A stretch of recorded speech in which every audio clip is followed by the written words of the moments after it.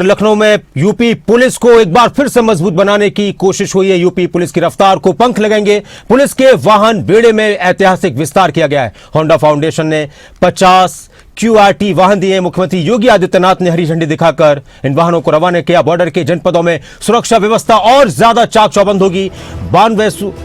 9,200 दोपहिया वाहनों की संख्या हो चुकी है। पुलिस के वाहनों के बजट में 3 गुना अधिक बढ़ोतरी की गई है। मुख्यमंत्री योगी आदित्यनाथ लाइव उनका संबोधन आपको सुनाते हैं, क्या कुछ कह रहे हैं। ओवरऑल परसेप्शन यूपी का जो चेंज हुआ है, इसके लिए कुछ कदम बढ़ाए गए थे, कुछ रिफॉर्म किए गए थे। ट्रांसफॉर्मेशन बगैर रिफॉर्म की नहीं हो सकते।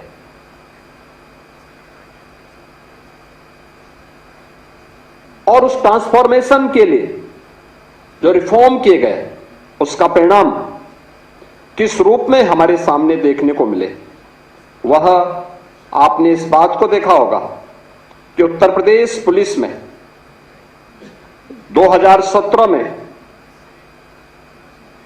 जो हमारे पास कुल PRB के वाहन थे 9,500 थे।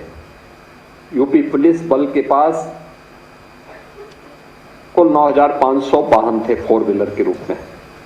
आज उनकी संख्या प्रदेश में 15,500 से अधिक है। ये जो प्रगति हुई है, इसी प्रकार से अगर 2 व्हीलर की आप बात करें, 2017 में इनकी संख्या मात्र 3,000 थी। आज इनकी संख्या 9,200 से अधिक है। यानी केवल संख्या नहीं है, इसने पुलिस के रिस्पांस टाइम को न्यूनतम लाने में सफलता प्राप्त की। आपातकालीन स्थिति में जितनी त्वरित कार्रवाई होगी, जितनी त्वरित हम सहायता पहुंचाएंगे, वह त्वरित कार्रवाई ही ट्रस्ट में बदलती है और वह ट्रस्ट ही ट्रांसफॉर्मेशन का कारण बनता है। हमारी कार्रवाई वहां से प्रारंभ होती है और इसीलिए मॉडल पुलिसिंग के लिए जो 3 महत्वपूर्ण स्तंभ आदरणीय प्रधानमंत्री जी बार बार कहते हैं, उसमें इंफ्रास्ट्रक्चर, टेक्नोलॉजी और मोबिलिटी, ये तीनों का अपना महत्व है। अभी जो DGP साहब कह रहे थे कि उत्तर प्रदेश पुलिस बल का जो पहले बजट था, वह 17 के पहले श्वास अटकते अटकते 16,000 करोड़ तक पहुंच पाता था और वह भी खर्च नहीं हो पाता था। वर्षों पहले जिले बने थे, जिला मुख्यालय नहीं, पुलिस लाइन नहीं। क्या पुलिस परिणाम देती? पुलिस के पास पुराने असले, कोई सुविधा नहीं, अवस्थापना सुविधाएं जीरो, टूटे हुए बैरक में, टूटे हुए एस्बेस्टस सीट के नीचे रहने के लिए पुलिसकर्मी दिन भर की 12 घंटे की ड्यूटी के बाद जब आते थे,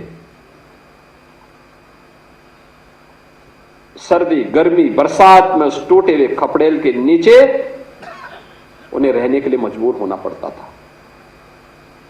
मुझे याद है 2017 में मैं एक दिन अचानक लखनऊ पुलिस लाइन में गया था। मैंने यहां के टूटे हुए उस बैरक को अपनी आंखों से देखा था। जवान लेटे हुए थे, आराम कर रहे थे रात्रि भर की ड्यूटी के बाद। लेकिन जैसे ही मैंने दरवाजे के अंदर से झांका, मैंने देखा तो टूटी हुई चारपाई, अपनी आंखों को मलकर मेरी तरफ देख रहे थे। मैंने कहा, आप जो समझ रहे हैं मैं वही हूं, लेकिन चिंता मत करो, आराम करो।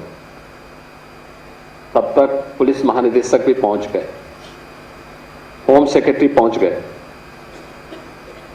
उन्होंने कहा, आपने बताया नहीं। मैंने कहा, मैं बताता तो मैं ये सब देख नहीं पाता, मैं इसीलिए आया हूं। और आज आप देखते होंगे उत्तर प्रदेश के 55 जिले ऐसे हैं जिनमें जो सबसे ऊंची बिल्डिंग होगी वह उत्तर प्रदेश पुलिस की बैरक की होगी, उत्तर प्रदेश पुलिस बल के कार्मिकों के बैरक की होगी। आपने इस साल को देखा होगा, आज मॉडल थाने बन रहे हैं, मॉडल फायर स्टेशन बन रहे हैं, मॉडल फायर स्टेशन बन रहे हैं। उत्तर प्रदेश पुलिस बल की ट्रेनिंग की क्षमता हम लोगों को 2017 में जब पुलिस भर्ती करनी थी तो उत्तर प्रदेश में केवल 3000 ट्रेनिंग की क्षमता थी एक साल। हम परेशान थे, कहां होगा, भर्ती होनी थी यूपी के अंदर।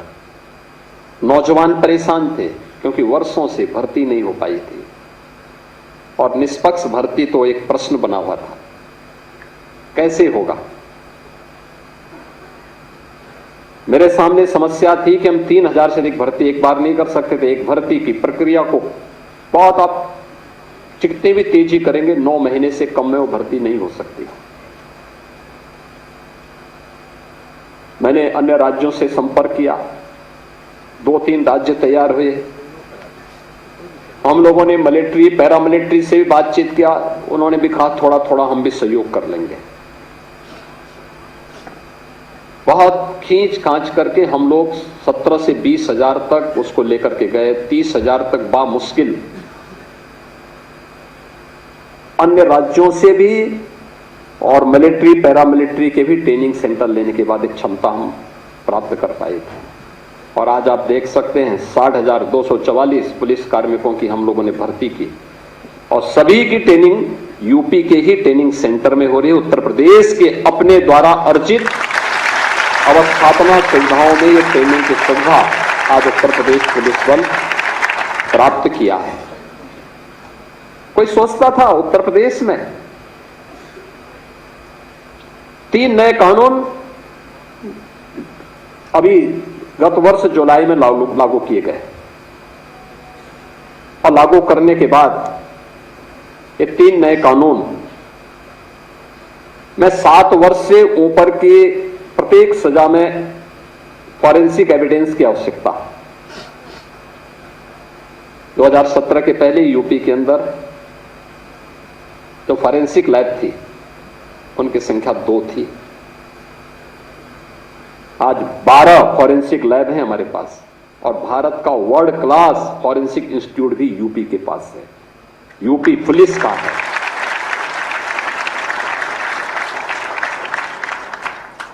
हम वहां पे डिग्री कोर्सेज भी दे रहे हैं, डिप्लोमा भी, सर्टिफिकेट भी।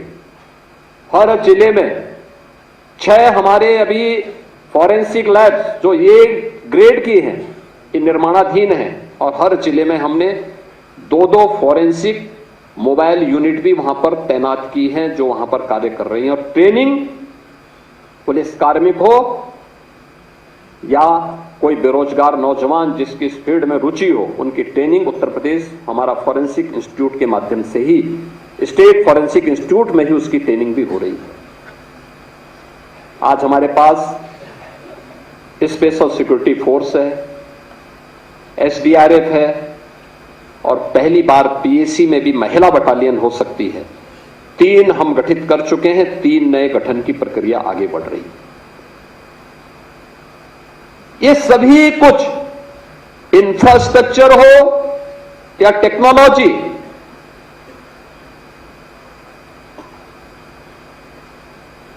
या मोबिलिटी को आगे बढ़ाने के लिए जो प्रयास प्रारंभ किए, इन सबको मिलकर के जब एक साथ टेक्नोलॉजी ट्रांसफॉर्मेशन एक साथ होता है, रिजल्ट आता है, तो वही कॉमन मैन के ट्रस्ट का आधार बनता है। आज वाहनों को हरी झंडी दिखाई।